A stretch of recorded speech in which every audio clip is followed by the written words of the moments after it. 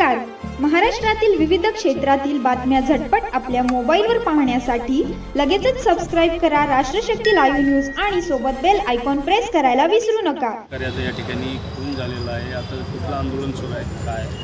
खरं तर महाविकास आघाडीच्या वतीनं आज या गृहमंत्र्याच्या आणि या भाजपच्या कपट्यावरतीच्या विरोधात आज मूक आंदोलन केलेलं आहे.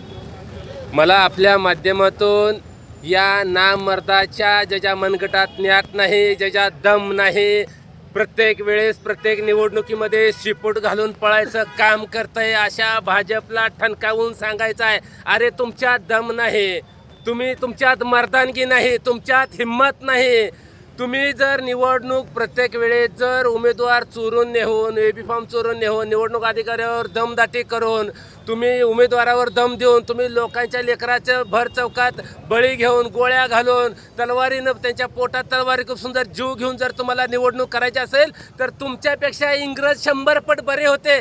तुम्हाला लयच जर तुम्हाला सत्य भोगायचं लयच जर तुम्हाला नादानं एक काम करा, निवडणूक घाला चुलीत आणि तुम्हीच 50-100 वर्ष राज करा. तुमचा एकदा बोका थंड होऊ द्या, त्याशिवाय तुमचं मन भरणार नाही.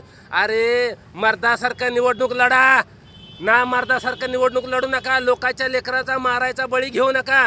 खरं तर या महाराष्ट्रातले पोलीस खरंच एक नंबर आहे, ते नादच करायचं नाही त्यांचा, पण त्यांची देखील जबाबदारी, त्यांचं देखील कार्य खरंच यांनी पोलिसांचा हात बांधले. तर भाजपचा गृहमंत्री मुख्यमंत्र्यांनी पोलिसांचा हात बांधलेला आहे, तर पोलिसांना काही करताही नाही आणि याचा फायदा घेऊन यांनी डायरेक्ट विरोधकांना संपवण्याचं काम चालू केलेलं आहे. मला या माध्यमातून एकच सांगायचं, या पोलीस प्रशासनाचे हात मोकळे करा. एकदा सगळ्या महाराष्ट्रातल्या गुन्हेगारांचा सुपडा साफ केल्याशिवाय राहणार नाही. पण या भाजपवाल्यांना ती करायचं नाही. भाजपवाल्यांना गुंडागर्दी वाढवायची आहे. भाजपवाल्यांना ही निवडणूक पारदर्शक करायची नाही, ही निवडणूक घोळ करायची आहे. ह्या निवडणुकीमध्ये त्यांना शेण खाण्याचं काम करायचं आहे, म्हणून त्या पद्धतीनं अशा पद्धतीने हे वागतील.